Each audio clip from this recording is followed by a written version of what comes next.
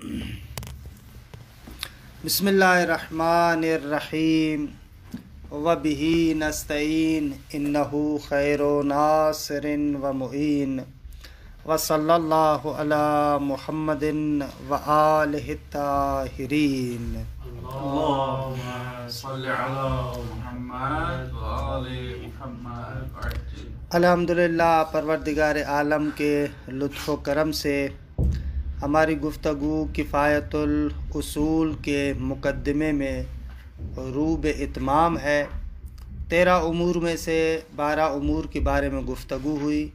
अभी एक आखिरी अम्र रहता है, वो है बहस मुश्तक़ कि इंशाअल्लाह जो 13वां अम्र है उसके बारे में आज आगाज़ करते हैं। कि बहरहाल ये भी इल्म उसूल के अच्छे मबाहिस में से बहुत सारे इसके अंदर नुकात हैं। इस बहस का आगाज़ करते हैं। असल मसला ये है कि मुश्तक़ कि इंशाअल्लाह आगे चलकर इसके बारे में गुफ्तगू करेंगे कि यहाँ पर मुश्तक़ से मुराद मुश्तक़ उसूली है, मुश्तक़ अदबी नहीं है। इजमाली तरीके से हम उसूल फ़िक़्ह में मूजज़ में दूसरी तीसरी जगहों पर पढ़ कर आए हैं कि मुश्तक़ जो हम इल्म उसूल में कहते हैं वो गैरज़ मुश्तक़ अदबी है। हो सकता है कि अदबियात में बाज़ मुश्तक़ात हों लेकिन उसूल की नज़र में वो मुश्तक़ात शुमार ना होते हों। मसलन जैसे अफ़आल है, मसलन जैसे मसादिर हैं।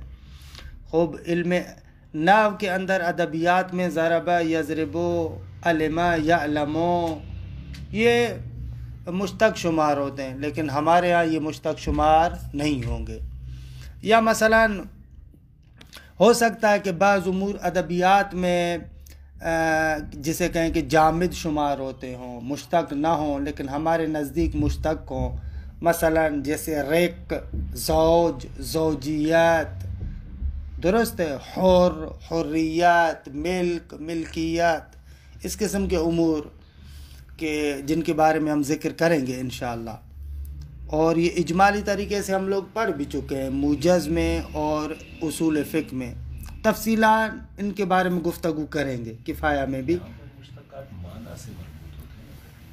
यहाँ पर मुश्तक़ यानी हर वो महमूल जो मौजू पर हमल होता हो और उस मौजू से जुदा भी हो सकता हो, यानी ज़ात और ज़ातियात के महदूदे से बाहर निकाले।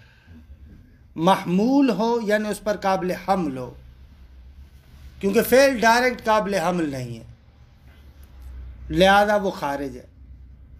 और भले वो चीज़ें कि जो उस ज़ात से काबिल इन्फ़िकाक भी हो। मसलन जैसे आप कहते हैं अल इंसान नातिकुन, हमारे एतबार से ये नातिकुन उसूली मुश्तक़ नहीं है, क्योंकि इंसान से काबिल इन्फ़िकाक नहीं है हत्मन। तो हमारे नज़दीक जो उसूल में मुश्तक़ है उसमें 2 ख़ासियतें, मौजू पर काबिल हमल हो और मुनफ़क भी हो सकता हो। ये 2 ख़ासियतें हैं हमारे उसूली एतबार से मुश्तक़ में। मसलन जैसे मालिक, मालिक होना, फ़लाँ शख्स मालिक है इस चीज़ का, वो मालिक मुश्तक़ है। मसलन इसी तरीके से हार, गर्म होना, पानी का मसलन गर्म होना, खूब ये मुश्तक़ है हमारे एतबार से, नावी एतबार से भी मुश्तक़ है। या मसलन ज़ैद फ़ातिमा का मसलन फ़र्ज़ करें शौहर है, ज़ौज है, दुरुस्त है, ये हमारे नज़दीक मुश्तक़ात में शुमार होते हैं। मसलन फ़लाँ फ़लाँ के लिए है, माँ है, अब ये होना क्या है, मुश्तक़ है। ख़ुलासा कलाम जहाँ पर भी आप एक सिफ़त को मौजू पर हमल कर सकते हो यानी काबिल हमल हो। यजरी अला ज़ात की जो इबारत है ना, आप पढ़ते हैं मूजज़ में और उसूल में, वहाँ पर यजरी अला ज़ात से मुराद यानी जो उस ज़ात पर काबिल हमल हो, यानी मौजू और मामूल में एक तरह की हुवियत और इत्तिहाद हो। दुरुस्त है, ये मुराद है जो हम मूजज़ में भी पढ़ चुके हैं, उसूल फ़िक़्ह में भी पढ़ चुके हैं। और इन्हीं चीज़ों के बारे में तफसीलन यहाँ पर भी गुफ्तगू करेंगे। ये जो मिलाक है ये सिर्फ मैं गुज़श्ता मबाहिस जो आप मूजज़ और उसूल में पढ़ चुके हैं उसके दोहराने के लिए थोड़ा सा इशारा फ़कत कर रहा था। बाकी इसके बारे में यहाँ पर मरुमाखुन खुद बहस करेंगे। अच्छा, मसला ये है कि यहाँ पर भी एक एतबार से आप देखें कि एक बहस लुग़वी है کہ مشتق کا اجمالاً جو آپ نے دائرہ سمجھ لیا، جو ہم جس کو مشتق کہتے ہیں، درست. اب اس کے بارے میں گفتگو ہے. مشتق وہ جو مبدأ اشتقاق ہے. مثال جب آپ کہتے ہیں نا عالمون، زیدن عالمون، یہاں پر عالمون مشتق ہے اور علم مبدأ اشتقاق ہے. درست ہے آقا جان؟ عالمون مشتق ہے اور علم مبدأ اشتقاق ہے.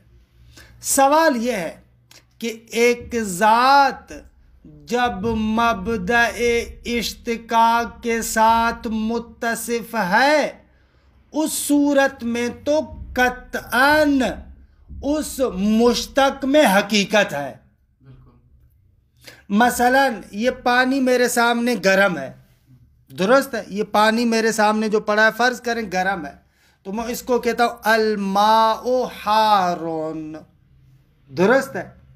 اب یہ ذات کہ جو متلبس ہے اس مبدأ اشتقاق سے، حارون مبدأ اشتقاق یعنی حرارت کے ساتھ متلبس ہے، تو جب تک ذات اس مبدأ اشتقاق کے ساتھ متصف ہے تو قطعاً وہ ذات اس مشتق میں حقیقت ہوگی.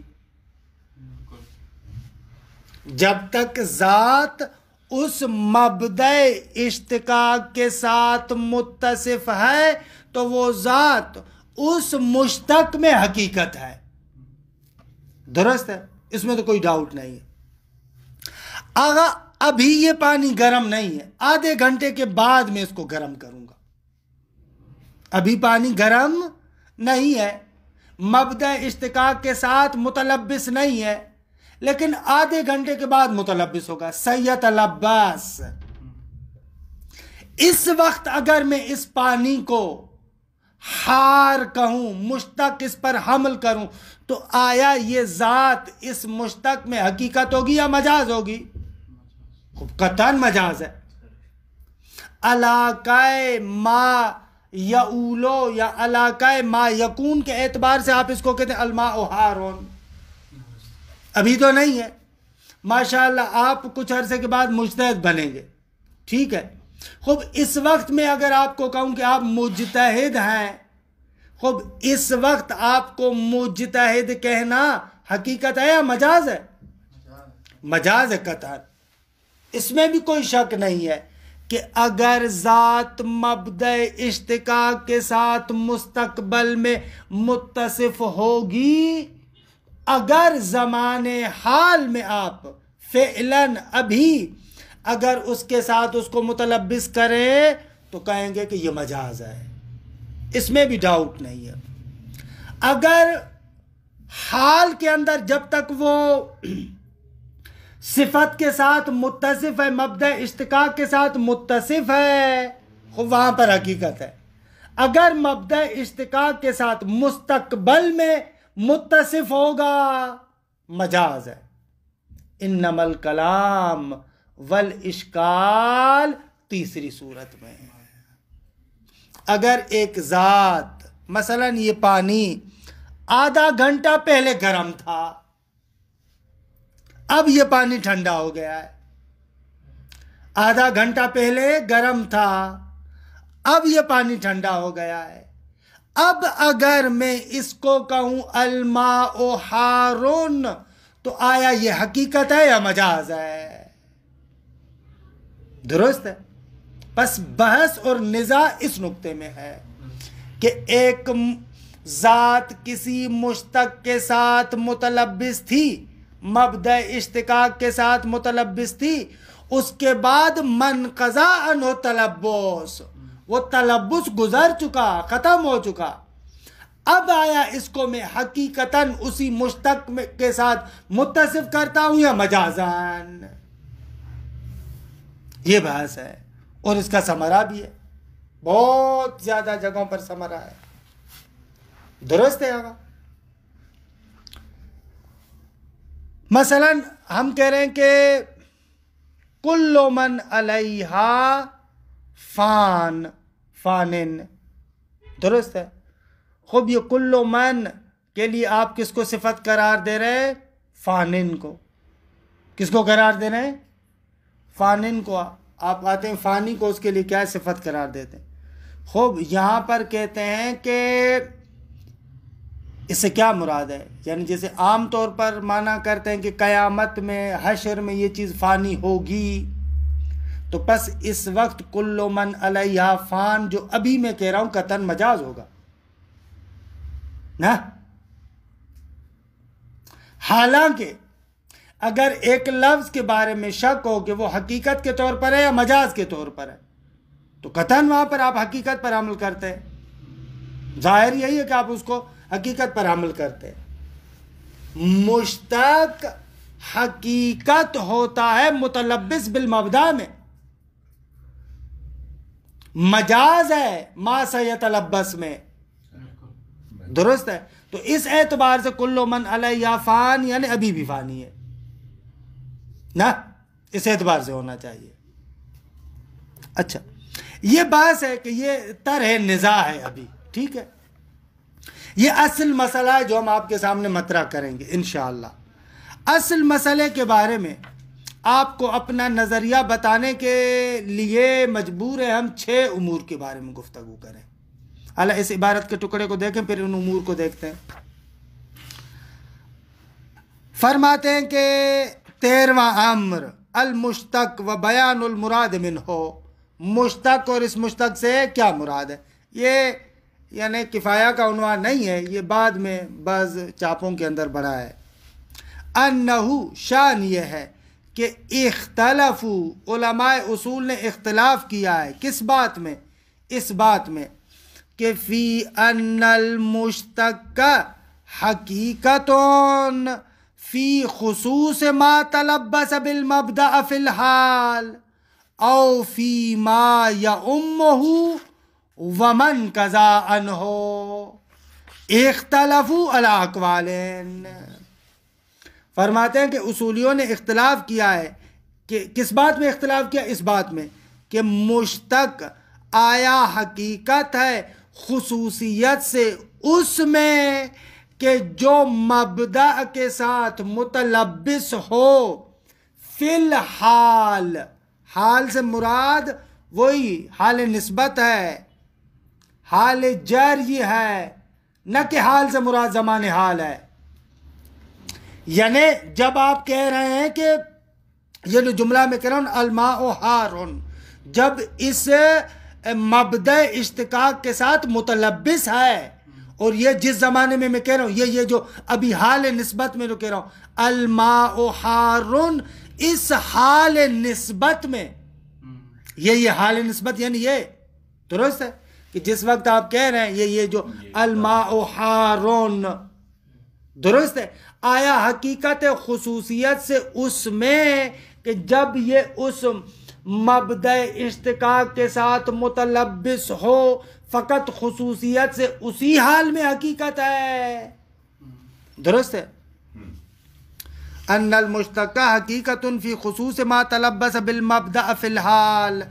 آیا مشتق حقیقت ہے خصوصیت سے اس میں کہ جو متلبس ہے مبدأ کے ساتھ حال میں. درست ہے آقا. یا نہ او فیما کا عطف ہے فی خصوص ما تلبس پر، یا نہ حقیقت ہے فیما ان امور کے ان چیزوں کے اندر کہ یا امہ جو متلبس بالمبدأ فی الحال کو بھی شامل ہے.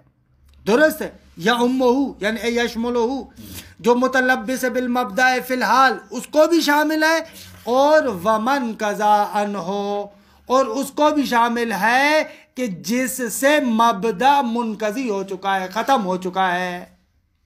دونوں میں حقیقت ہے. یا امو سے کون سی صورت مار لی ہے؟ یا امو یعنی وہی پہلے والی صورت اس کو بھی شامل ہے، اور اس کے علاوہ جب متلبس بالمبدأ ہے اس جگہ پر تو مشکل نہیں ہے، اس کو بھی شامل ہے ومن قضا عنہ، اور اس کو بھی شامل ہے کہ جب اسے وہ تلبس ختم ہو چکا ہو، مبدأ اشتقاق ختم ہو چکا ہو. درست ہے. یعنی ہم یہ والی صورت نہیں لائے گی. نہ وہ نہیں لے کر آیا وہ، کیونکہ محل نزاع ہی نہیں ہے نا. وہ تو سب لوگ مانتے ہیں کہ وہاں پر وہ ہے مجاز ہے. اس میں اختلاف کیا ہے الاقوالین. البتہ آپ پریشان نہ ہو، بعد الاتفاق علی کونہ مجازا فیما یتلبس به فی الاستقبال، بعد اس کے کہ ان لوگوں کا اتفاق ہے اس بات پر کہ علی کونہ یہ مشتق مجاز ہے فیما یتلبس به، اس صورت کے ساتھ کہ جس میں یہ کیا ہوگا متلبس ہوگا، اس صورت میں مجاز ہے متلبس ہوگا فی الاستقبال زمان استقبال میں. سیتلبس میں مجاز ہے قطعاً. آغا جو حال ہے جب متلبس ہے وہاں پر قطعاً حقیقت ہے. اختلاف صرف اس نقطے میں ہے کہ من قضا عنہ تلبس، وہاں پر بھی حقیقت ہے یا وہاں پر حقیقت نہیں ہے. اگر ہم نے کہا کہ وہاں پر بھی حقیقت ہے اس کا معنی ہے کہ مشتق عام کے لیے وضع ہے، اور اگر آپ کہیں کہ نہ وہاں پر مجاز ہے تو اس کا مقصد یہ کہ مشتق فقط خاص اسی کے ساتھ ہے کہ جب متلبس ہو مبدا کے ساتھ، حال والی صورت ہے. وَقَبْلَ الْخَوْضِ فِي الْمَسْأَلَةِ وَتَفْصِيلِ الْأَقْوَالِ فِيهَا وَبَيَانِ الْإِسْتِدْلَالِ عَلَيْهَا، ان تمام چیزوں سے پہلے يَنبَغِي تَقْدِيمُ أُمُورٍ. آغا اس مسئلے کے بارے میں خوض غور و فکر کرنے سے پہلے، اس کے اندر جو تفصیلات ہیں ان کو بیان کرنے سے پہلے، اقوال کی جو تفصیلات ہیں ان کو بیان کرنے سے پہلے، استدلال کو بیان کرنے سے پہلے ضروری ہے چند امور کو جانے. بہت سارے مسائل ہمارے ان چند امور سے خود بخود حل ہو جائیں گے. اما مسئلہ اول، خب یہ جو مسئلہ اول ہے اس مشتق کے اصولی سے کیا مراد ہے؟ درست ہے آقا؟ مشتق کے اصولی سے کیا مراد ہے؟ نقطہ اولی نے اجمالاً آپ کو عرض کیا مشتق کے اصولی سے ہر وہ صفات کہ جو ذات پر قابل حمل ہو اور ذات سے قابل انفکاک بھی ہو، جو ابھی میں نے ذکر کیا، اسے ہم کیا کہیں گے؟ مشتق. چاہے اس میں فاعل ہو، چاہے اس میں مفعول ہو، چاہے صفت مشبہہ ہو، چاہے صیغہ مبالغہ ہو، چاہے اس میں زمان ہو، مکان ہو، آلہ ہو، کوئی بھی ہو. حتیٰ جو بعض جوامد ہیں وہ بھی اس میں آ جاتے. مشتق سے مراد یہ ہماری. درست ہے آقا؟ ہر وہ صفات کہ جو ذات پر حمل ہو سکتی ہو اور قابل انفکاک بھی ہو. یہ ہے نقطہ. حالانکہ اس کو آخوند نے اپنی تعبیرات میں ذکر کیا کہ عبارت میں اس کو دیکھتے ہیں، لیکن اصل نقطہ یہ ہے. خوب یہاں سے آخوند فرماتے ہیں کہ پس بعض بزرگان نے جو آ کر مسئلے کو مخصوص کیا اس میں فاعل یا صفت مشبہہ وغیرہ کے ساتھ، یہ اختصاص درست نہیں ہے. کیوں مخصوص کر رہے ہیں اس کے ساتھ؟ انہوں نے ایسے سمجھا کیونکہ معمولاً جب یہ بحث کو مطرح کرتے تھے تو معمولاً مثال یہ اس میں فاعل و صفت مشبہہ وغیرہ کی دیتے تھے، تو ان لوگوں نے سمجھا کہ یہ مسئلہ اسی کے ساتھ مخصوص ہے، حالانکہ ایسے نہیں ہے. درست ہے. یہ ایک نقطہ کہ تقریباً جسے کہیں کہ آدھا صفحہ ہو گیا، اس کو دیکھتے ہیں پھر دوسرا نقطہ ہم ذکر کرتے ہیں. یہ میں نے اپنی آسان زبان میں ذکر کیا ہے، لیکن آخوند کی اپنی زبان ہے برا.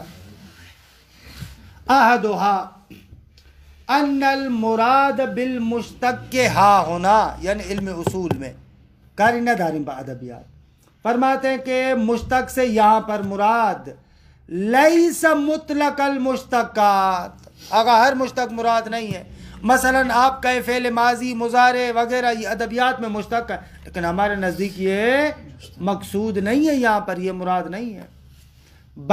بلکہ مراد کیا ہے؟ بل خصوص ما یجری منہا علی الذوات، بلکہ خصوصیت سے مشتقات میں سے وہ مشتق کے جو ذات پر جاری ہوتے ہوں.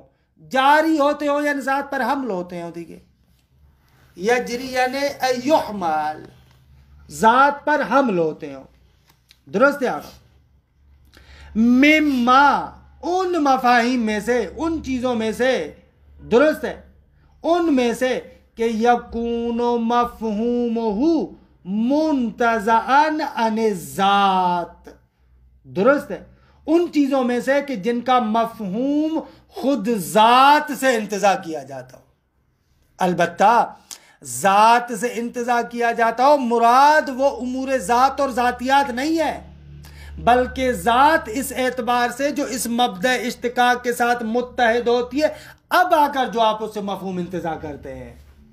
پانی کے ساتھ جیسے ہی حرارت ضمیمہ ہوئی تو اب آپ اس سے کیا کرتے ہیں؟ حارن انتزاع کرتے. یہ والا مقصود ہے ہمارا. منتزعاً عن الذات، وہ مفہوم کے جو ذات سے منتزع ہوتا ہو، البتہ بملاحظت اتصافها بالمبدأ، اس اعتبار سے کہ ذات متصف ہو اس مبدأ اشتقاق کے ساتھ، اس کو مد نظر رکھتے ہوئے، وَاتِّحَادِهَا مَعَهُ، اور ذات اس مبدأ کے ساتھ متحد ہوتی ہو. درست ہے، کیونکہ ذات اس مبدأ کے ساتھ متحد ہو گئی ہے، اب آ کر آپ ایک مفہوم سے انتزاع کرتے ہیں، وہ مشتق مراد ہوتا ہے. اچھا، اتحاد کون سا؟ بِالنَّحْوِ مِنَ الاتحاد، الگ کسی طرح کا اتحاد ہو. بھائی اتحاد کی مگر مختلف صورت ہے. آخون کہتے ہیں بھلے اتحاد کی مختلف صورت ہے. مثلا چند کی مثالیں دیتے. بِنَحْوِ مِنَ الاتحاد کان بِنَحْوِ الحلول، چاہے وہ اتحاد بناوِ حلول ہو. درست ہے، کبھی کبھار اتحاد کیسے ہوتا ہے؟ جیسے مثلا یہاں پر آپ کہہ رہے ہیں کہ الماء حارٌ، یہ حرارت ایک طریقے سے اس پانی میں حلول کیے ہوئے. البتہ حلول کا فلسفی معنی نہ کیجیے گا یہاں پر، حلول یعنی عرفی لحاظ سے اس پر عارض ہو رہی ہے، شکل حل ہو جائے بس مثلا بھلے اس طریقے سے.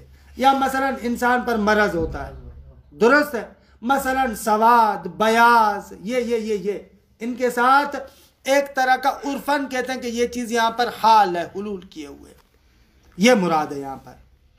بناوِ من الاتحاد، ایک طرح کا اتحاد. حالکان بناوِ الحلول، چاہے وہ اتحاد بناوِ حلول ہو، جیسے مثالیں دی، مرض ہے، حسن ہے، کب ہے، سواد ہے، بیاض ہے، حرارت ہے. خب یہ اپنے موضوعات پر حال ہوتی ہیں، حلول کرتی ہیں. درست آغا جان؟ اول انتزاع، یا اتحاد ایسے ہو کہ وہ شے منشأ انتزاع بنتی ہو. مثلا جیسے آپ ایک جگہ سے کیا کرتے ہیں؟ فوقیت اور تحتیت کو انتزاع کرتے ہیں. درست ہے. یا اگر امور اعتباریہ میں آ جائے، بابا ملکیت کو آپ انتزاع کرتے ہیں، زوجیت کو آپ انتزاع کرتے ہیں. اب یہ بھی امور انتزاعیہ میں آ جاتا ہے کہ اوکلا نے فرض کیا کہ یعنی اتنی قیمت دے کر میں وہاں پر یہ رکھ کر آیا، یہ کتاب اب میری ملکیت ہے. درست ہے. اب جب یہ میرے لیے میری ملکیت ہے، یعنی کیا؟ یعنی میرے لیے جائز ہے کہ میں اس میں تصرف کر سکتا ہوں. درست ہے. یہ بھی ایک طرح کا اتحاد ہے.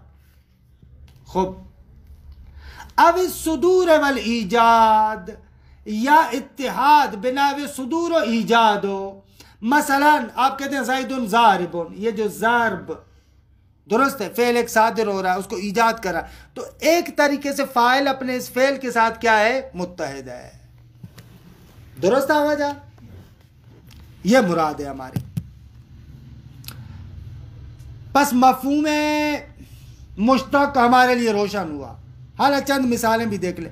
کاسماء الفاعلین، جیسے بہت سارے موارد میں اسم فاعل، البتہ اسم فاعل آگے چل کر ہم ذکر کریں گے کہ ان اسم فاعلوں میں فقط وہ آ رہے ہیں کہ جو ذات سے قابل انفقاق ہوں. ناطقن وغیرہ یہ وہ خارج ہے، وہ آگے چل کر ذکر کریں گے. کاسماء الفاعلین والمفعولین والصفات المشبہات ہے. حالانکہ اس کو عام طور پر مشبہات پڑھتے ہیں، لیکن کہتے ہیں کہ درست مشبہ ہے، صفت مشبہ درست ہے، مشبہ درست نہیں ہے. استاد مشبر کہتے ہیں کہ نہ مشبہ بھی درست ہے، لیکن میں نے اکثر یعنی ادیبوں سے بھی سنا ہے کہ وہ لوگ مشبہ کہتے ہیں کہ درست مشبہ ہے، صفت مشبہ. آغا جوادی کو سنا، اکثر وہ صفت مشبہ کہتے ہیں، ایسے کہتے ہیں. وصفات الحالہ، مشبہات یا مشبہات بل وصیغ المبالغہ، بلکہ صیغہ مبالغہ، و اسماء الازمنۃ والامکنہ، اسم زمان، مکان، آلہ، کما ہوا ظاہر العنوانات.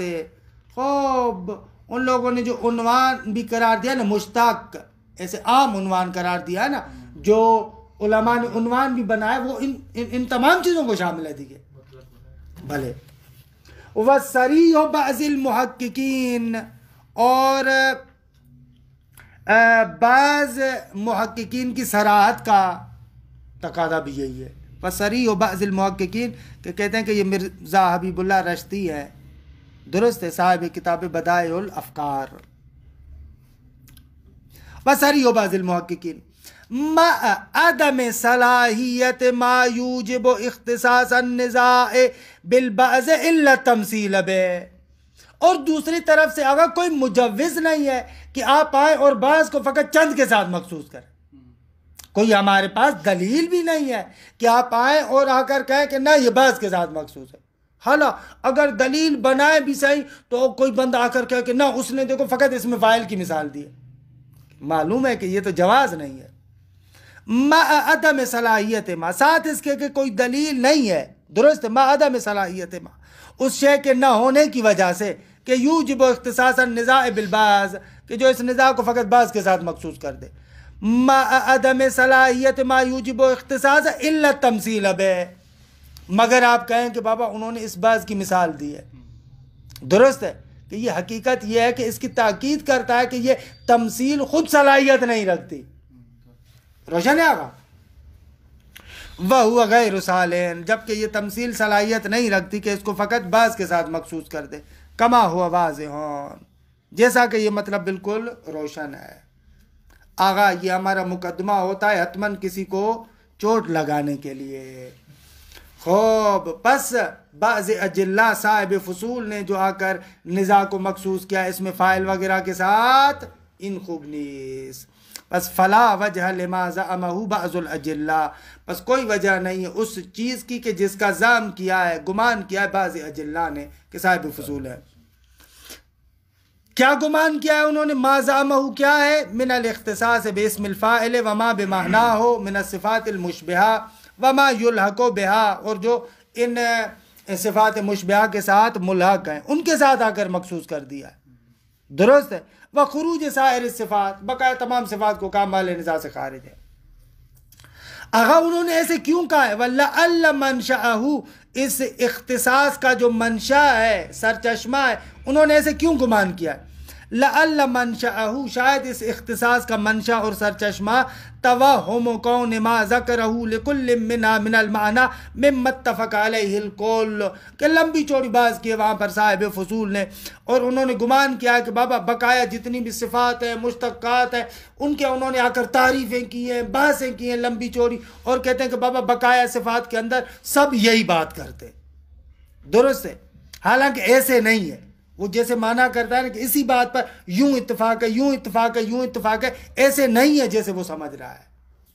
لیکن آخون سمجھ رہے ہیں کہ اس بات کا فائدہ نہیں ہے کہ اس بات کو میں آ کر یہاں پر گھسیڑوں پھر دوبارہ وہ ساری لمبی چوڑی، دیکھیں نہ بیکار ہے، اور الحمدللہ کار خوبی کرتے نکال دیا. وہ کما ترا، اور یہ بھی کیسی بات ہے، آپ خود دیکھ رہے ہیں کہ یہ عجیب ہے. اچھا، آخوند ایک اور نقطہ ذکر کر رہے ہیں، کہہ رہے ہیں کہ بابا دیکھو یہ جو ایک شے، مثلا کوئی ذات کسی مبدأ اشتقاق کے ساتھ جو متلبس ہوتی ہے، یہ تلبس مختلف صورتوں میں ہوتا ہے. مثال میں بول رہا ہوں آپ کے سامنے، یا یہ پانی گرم ہے، درست ہے، یہ تلبس ایک طریقے کا تلبس ہے، درست ہے. دوسرا بندہ عالم ہے، درست ہے، ایک بندہ قاضی ہے، ایک بندہ خطیب ہے، درست ہے. تو یہاں پر آپ من قضا عنہ تلبس کون سی صورت کہیں گے؟ بھائی اس پانی کے اندر منقضا عنہ تلبس تو سمجھ میں آ رہا ہے کہ پانی ٹھنڈا ہو جائے. عالم کے لیے منقضا عنہ تلبس کیا ہوگا؟ سو رہا ہے اس وقت عالم آیا نہیں ہے. خطیب اس کے لیے منقضا عنہ تلبس کیا ہے؟ گھر میں بیٹھا ہوا ہے، خطیب آیا نہیں ہے، بول تو نہیں رہا. آغا مثلا ایک قاضی ہے، خوب اس سے منقضا عنہ تلبس کیا ہوگا؟ خوب یہاں پر انہائے تلبسات مختلف ہیں. بعض جگہوں پر تلبس فعلیت کی شکل میں، جیسے یہاں پر پانی والی صورت میں، درست ہے آغا. بعض جگہوں پر تلبس شأنیت کے اعتبار سے ہے، صلاحیت کے لحاظ سے. مثلا جیسے اسمار، شجر کے لیے اسمار، پھلدار درخت کے لیے. خوب آپ جب تک اس درخت اور پیڑ کے اندر پھل دینے کی، ثمر دینے کی صلاحیت ہے، آپ اس شجر کو شجر مثمرہ کہیں گے. یہ جو کہا گیا ہے شریعت میں کہ شجر مثمرہ کے نیچے رفع حاجت کرنا مکروہ ہے، مراد وہ نہیں ہے کہ جس وقت بالفعل اس شجر کے اندر مثلا وہ میوہ لگا ہوا ہو، لیکن جس زمانے میں میوہ نہ ہو، مثلا 3 ماہ کے بعد اس میں آئے گا، 1 مہینے کے بعد آئے گا، آیا یہ شجر مثمرہ کہلائے گا یا نہیں کہلائے گا؟ یہ شجر مثمرہ کہلائے گا، کیونکہ یہاں پر تلبس شأنیت کے اعتبار سے، یہاں پر یہ شجر مثمرہ کہلائے گا شأنیت کے اعتبار سے. اگر صنعت کے اعتبار سے، خیاط، نجار، خب جب تک ان کا وہ پیشہ ہے، وہ لوگ خیاط ہے، نجار ہے، فعلیت ضروری نہیں ہے کہ بالفعل وہ کپڑے سی رہا ہو، نہ صنعت کے اعتبار سے، صنعت کے لحاظ سے. ملکے کے اعتبار سے فقہا، فقیہ یا خطیب جیسے میں نے کہا، خوب یہاں پر ناوے تلبس کیسے ہے؟ خوب ملکے کے اعتبار سے. تو ہر جگہ پر جو ہم کہتے ہیں منقضا عنہ التلبس، اس تلبس کی نوعیت کے اعتبار سے دیکھا جائے گا. یہ اہم نکتہ ہے کہ بہت سارے لوگ جو منقضا عنہ تلبس میں حقیقت سمجھ رہے ہیں، ان لوگوں نے قاطی کیا ہے ان انہائے تلبسات میں. مثلا کہتے ہیں کہ بابا ایک بندہ خطیب ہے، مثلا 1 گھنٹہ پہلے خطابت کر رہا تھا، اب جو یہاں پر آ کر بیٹھا ہے تو اب بھی آپ اس کو خطیب کہتے ہیں اور اس کے اندر کوئی مجازیت محسوس نہیں کرتے، ایسے یہ لوگ سمجھتے. خوب حالانکہ یہاں پر منقضا عنہ تلبس نہیں ہوا، کیونکہ یہ صنعت کے باب سے، صنعت کے باب سے، حرفت کے باب سے، شغل کے باب سے. درست ہے آقا؟ یہ بھی اہم نکتہ ہے، بہت خوبصورت نکتہ ہے. خوب دیکھیں، وَاِخْتِلَافُ أَنْحَاءِ التَّلَبُّسَاتِ حسب تفاوت مبادئ المشتقات بحسب الفعلیت والشأنیت والصناعت والملکت حسب ما نشیر الیہ لا یوجب تفاوتا فی المہم من محل النزاع ہا ہنا. اختلاف انواع تلبسات خبر لا یوجب تفاوتا فی المہم.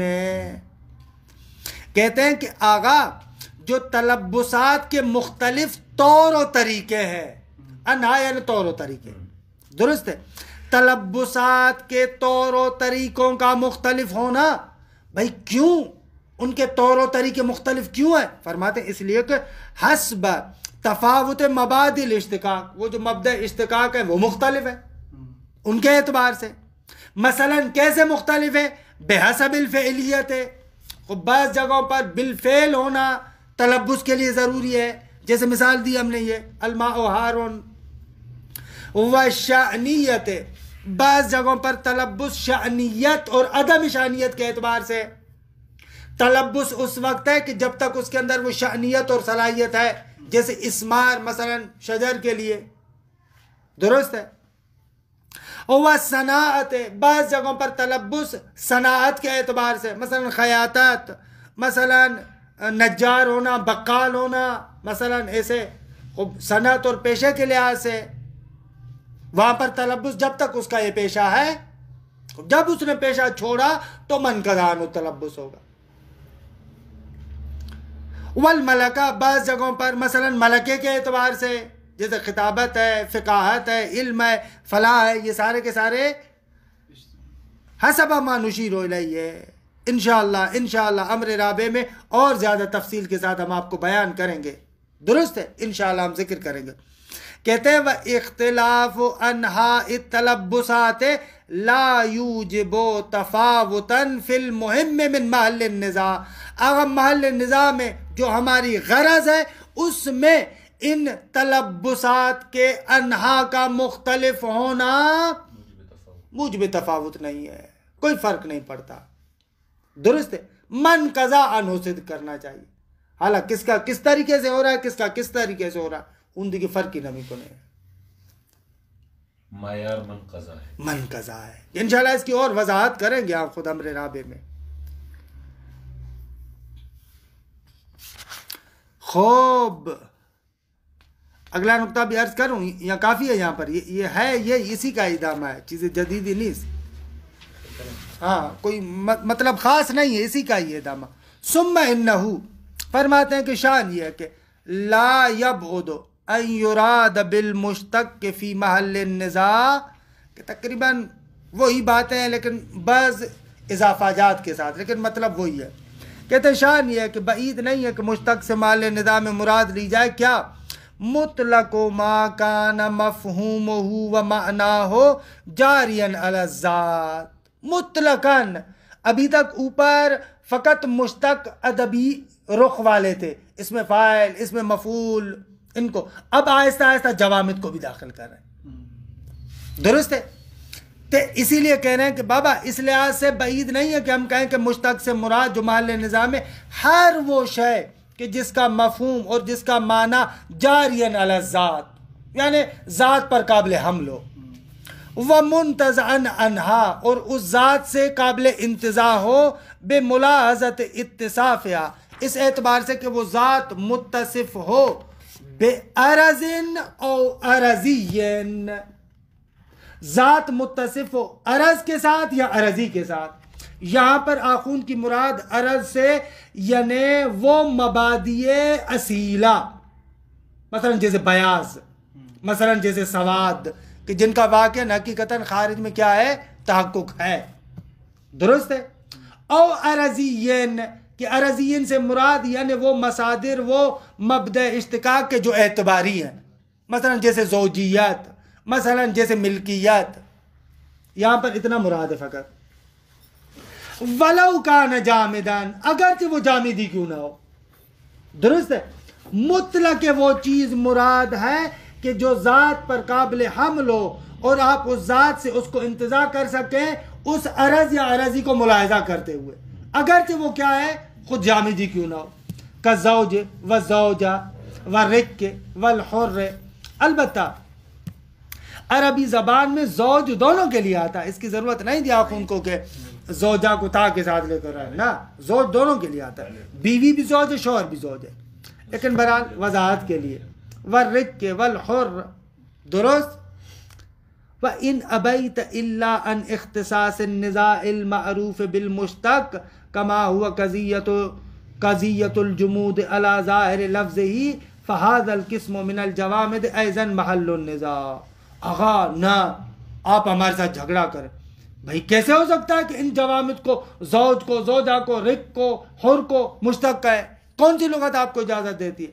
آپ ان کہہ رہے ہیں کہ بابا اگر اس چیز پر جھگڑا کرتے ہو اور آپ کہیں تو نہ اس کو تو مشتق نہیں کہتے، تو بابا ہم یہ کہنا چاہتے ہیں کہ یہ بھی محل نزاع میں شامل ہے. اعلیٰ تم لفظ مشتق کے ساتھ اس کو کہو یا نہ کہو، آپ کی مرضی. درست ہے. وَإِنْ أَبَيْتَ اگر تم انکار کرو، الا مگر یہ کہو، یعنی انکار کرو مگر اس چیز سے، یعنی تم کہو کہ نہ فقط یہی کہنا چاہیے. ان ابیت الا ان اختصاص النزاع، کہ آپ نزاع کو کیا کریں، کون سی نزاع، المعروف بالمشتق، کہ جو مشتق کے ساتھ معروف ہے اس کو نہ بے بخشید. الا ان اختصاص النزاع، نزاع المعروف اختصاص بالمشتق، ایسے ایسے ہاں جامد کو شامل نہ ہو. کما ہوا جس طریقے سے کہ قضیت الجمود علی ظاہر لفظی، اگر آپ ظاہر لفظ پر جمود کریں تو اس کا تقاضا یہی ہے کہ جامد کو شامل نہ کرو. اگر ایسے کرو فَإِنْ أَبَيْتَ مگر یہ کہ تم اسی کے ساتھ مشتق مخصوص کرو تو فَهَذَا الْقِسْمُ مِنَ الْجَوَامِدِ أَيْضًا مَحَلُّ النِّزَاعِ. وہ کتنی آسان بات ہے, کتنا مشکل کر کے پیش کیا ہوا ہے بابا. نام کے ساتھ ہمارا جھگڑا نہیں ہے. ہاں کما یشہد بہ. اچھا شاہد بھی لے کر آ رہا ہے کہ محل نزاع کس کے ساتھ ہے, مخصوص نہیں ہے. شاہد بہت اچھا ہے, فقہی مسئلہ ہے کہ عبارت کو پڑھتے ہیں, بہت پیارا مسئلہ ہے. کما یشہد بہ جیسے اس بات کا گواہ ہے کہ یہ جوامد, اس طرح کے جوامد محل نزاع میں شامل ہے. اس بات پر شاہد کیا ہے, ما ان الایضاح, ایضاح الفوائد. ظاہراً مرحوم شہید کی ہے نا یا علامہ کی ہے؟ ایضاح الفوائد اعلیٰ یا شہید کی ہے یا علامہ کی ہے, میرے ذہن میں نہیں آ رہا. ان دونوں بزرگان میں سے کسی ایک کی ہے, فقہی کتاب ہے. ما ان الایضاح, ایضاح الفوائد میں آیا ہے فی باب الرضا, باب رضا میں, درست ہے, دودھ پلانے والے مسائل میں.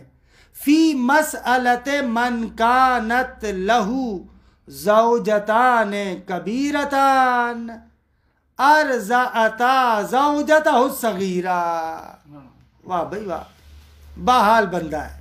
3 بیویاں, 2 بڑی 1 چھوٹی. اب کیا ہوا اب ان میں سے دیکھیں, ایک بندے کی 3 بیویاں, 2 بڑی 1 چھوٹی. حالا رضاعت کے بقایا تمام شرائط موجود ہے. پہلی بڑی بیوی نے اس کی چھوٹی بیوی کو دودھ پلایا, درست ہے. خوب یہ دونوں, پہلے ایک نے پلایا, ٹھیک ہے. پھر دوسری مرتبہ دوسری بڑی بیوی نے اس چھوٹی بچی کو جو اس کی بیوی تھی دودھ پلایا. اچھا یہاں پر کیا ہوگا, کتنی بیویاں اس پر حرام ہوں گی بھائی؟ 2 تو قطعاً حرام ہوں گی. جس نے پہلی مرتبہ دودھ پلایا ام زوجہ بن گئی, ام زوجہ حرام ہے, درست ہے, وہ تو حرام ہو گئی. خوب چھوٹی بھی اس کی جو ہے وہ کیا ہے, حرام ہو گئی. کیوں؟ رضائی دختر ہو گئی, درست ہے. اچھا جو دوسری بڑی تھی وہ حرام ہوگی یا حرام نہیں ہوگی؟ یہ بحث ہمارے بحث مشتق پر موقوف ہے. کیوں؟ اگر آپ کہیں, دیکھیں, اگر آپ کہیں دوسری بیوی, اگر آپ کہیں کہ مشتق حقیقت ہے منقضا انو تلبس میں, درست ہے, تو اب جو چھوٹی بیوی کو یہ دودھ پلا رہی ہے تو خوب درست ہے کہ جیسے ہی بڑی بیوی نے اس کو دودھ پلایا تو چھوٹی اور بڑی دونوں اس پر حرام ہو گئی. اس کی بیویاں نہیں ہے, لیکن مشتق کے اعتبار سے بیوی تو تھی نا, بیوی تو تھی نا. ہاں, اگر منقضا عنہ تلبس میں بھی حقیقت ہے تو اب یہ دوسری بھی حرام ہو جائے گی. اما اگر ہم کہیں کہ نہ مشتق حقیقت نہیں ہے منقضا عنہ تلبس میں, تو اس صورت میں دوسری بیوی حرام نہیں ہوگی. کیوں؟ اس لیے کہ جس وقت اس نے چھوٹی کو دودھ پلایا تو وہ چھوٹی پہلے ہی اس کی زوجیت سے نکل چکی تھی. خوب آخوند آپ یہ کیوں لے کر آئے؟ کہہ رہے ہیں کہ یہ بحث کس پر موقوف ہے, کہاں پر بحث کو جاری کیا؟ زوجن پر. زوج جامد ہے یا نہیں ہے؟ خوب اس کا مقصد ہے یہ بحث یہاں پر بھی جاری ہے, درست ہے. خوب ما ان الایضاح, یہ عبارت آسان ہے کیونکہ دوسروں کی عبارت ہے نا. ما ان الایضاح فی باب الرضا فی مسئلۃ من کانت له زوجتان کبیرتان کہ ارضعتا زوجتہ الصغیرہ. ما ھذا لفظ, اعلی صاحب ایضاح کی تعبیر یہ ہے تحرم المرضعۃ الاولی, آگا جو پہلی مرضعہ ہے بڑی بیوی وہ حرام ہو جائے گی. والصغیرہ, اور صغیرہ بھی حرام ہو جائے گی، البتہ مع الدخول بالکبیرتین، ظاہر سی بات ہے کہ جب اس نے کبیروں کے ساتھ جو بڑی ہے ان کے ساتھ دخول کیا. وَأَمَّا الْمُرْضِعَةُ الْأُخْرَى، دوسری بڑی بیوی جو تھی، فَفِي تَحْرِيمِهَا خِلَافٌ، ظاہراً یہ جو ایذاء الفوائد فخر المحققین کی ہے، مرحوم علامہ ہلی کے بیٹے کی، درست ہے آقا؟ یہ ایذاء فخر المحققین کی ہے. ففی تحریمها خلاف، مرضع اخرى کی تحریم میں خلاف ہے، اختلاف ہے، درست ہے. کیوں؟ اور پھر کہتے ہیں فاختار والدی المصنف، اعلیٰ والد بزرگوار یعنی علامہ ہلی نے اختیار کیا، و ابن ادریس، اور ابن ادریس، ان دونوں نے کیا اختیار کیا؟ تحریمها، مرضع اخرى کی بھی حرمت کو ثابت کیا، اس کو اختیار کیا. کیوں؟ اس لیے کہ لأن هذه، یعنی یہ مرضع اخرى یصدق علیہا ام زوجتہ، اس پر صدق کر رہا ہے کہ یہ جو مرضع اخرى ہے واقعاً ام زوجتہ، حالانکہ زوجیت سے وہ نکل چکی ہے لیکن یہ منقطع عنہ تلبس کو حقیقت سمجھ رہا ہے. لأنه لا يشترط في المشتق بقاء المشتق منه، اس لیے کہ آغا مشتق میں شرط نہیں ہے کہ وہ مشتق من ہو، یعنی مبدأ اشتقاق اس میں باقی ہو، نہ یہ شرط نہیں ہے. درست ہے. ہاں قضا ہاں ہونا، اسی طریقے سے یہاں پر بھی بحث ایسے ہی ہے. وما عن المسالک فی هذه المسئلہ، وہ مسالک میں بھی اسی طریقے سے انہوں نے کہا. مسالک شہید کی ہے، مسالک شہید ثانی کی ہے، شرائع الاسلام کی شرح بہت پیاری ہے انصافاً. یعنی ہمارے ہاں جب لمحہ کی تدریس کرتا ہے استاد یا شاگرد، جب لمحہ پڑھتا ہے اس زمانے میں اگر اس مسالک کو دیکھے نا تو بہت مزہ آئے گا. مسالک الحق والانصاف شہید ثانی کی تفصیلی کتاب ہے لیکن بہت خوبصورت کتاب ہے. وہ مسالک شرح ہے شرائع الاسلام کی، اور یہ لمحہ شرح ہے دیکھیے اس کی، یہ شرح لمحہ الروضہ شرح ہے لمحہ کی. وما عن المسالک فی هذه المسألة من ابتناء الحکم فیها علی الخلاف فی مسألة المشتق، درست ہے اس میں بھی ایسے ہی ہے. فعلیہ، پس اس بنا پر کہ اس حکم کو مبتنی کیا گیا ہے اس اختلاف پر کہ جو مشتق کے اندر موجود ہے. بھائی اگر منقطع عنہ تلبس میں حقیقت ہو تو تینوں حرام، اگر منقطع عنہ تلبس میں نہیں ہے تو بہرحال دو حرام ہوگی، ایک بچ جائے گی. درست ہے آقا؟ فعلیہ کل ما کان مفہومہ منتزعا من الذات بملاحظت اتصافها بالصفات الخارجت عن الذاتیات. درست ہے آقا؟ بس ہر وہ مفہوم کے جس کو انتزاع کیا جائے ذات سے، بملاحظت اتصاف، اس اعتبار سے کہ وہ ذات متصف ہو، بالصفات، البتہ وہ صفات کی الخارجت عن الذاتیات جو ذاتیات کے علاوہ ہے، کانت ارزن اور ارزین، چاہے خارج میں متاصل ہوں یا خارج میں متاصل نہ ہوں، خارج میں تحقق رکھتی ہوں یعنی صفات خارجیہ حقیقی ہوں یا نہ اعتباری ہوں، وہ سب کی سب اس میں شامل ہیں. کالزوجیت والرقیت والحریت وغیرہ من الاعتبارات والاضافات، اضافات وہی اعتبارات. تو کان محل النزاع وَإِنْ كَانَ جَامِدًا فَعَلَيْهِ كُلُّ مَا كَانَ مَفْهُومُهُ كَذَا كَانَ مَحَلَّ النِّزَاعِ، ایسے عبارت ہے. درست کل ما کان مفہومہ کی خبر ہے یہ، کل ما کان مفہومہ منتزعا یعنی کل ما کذا تو کان محل النزاع، وہ محل النزاع ہوگا. وَإِنْ كَانَ جَامِدًا، اگرچہ وہ جامدی کیوں نہ ہو.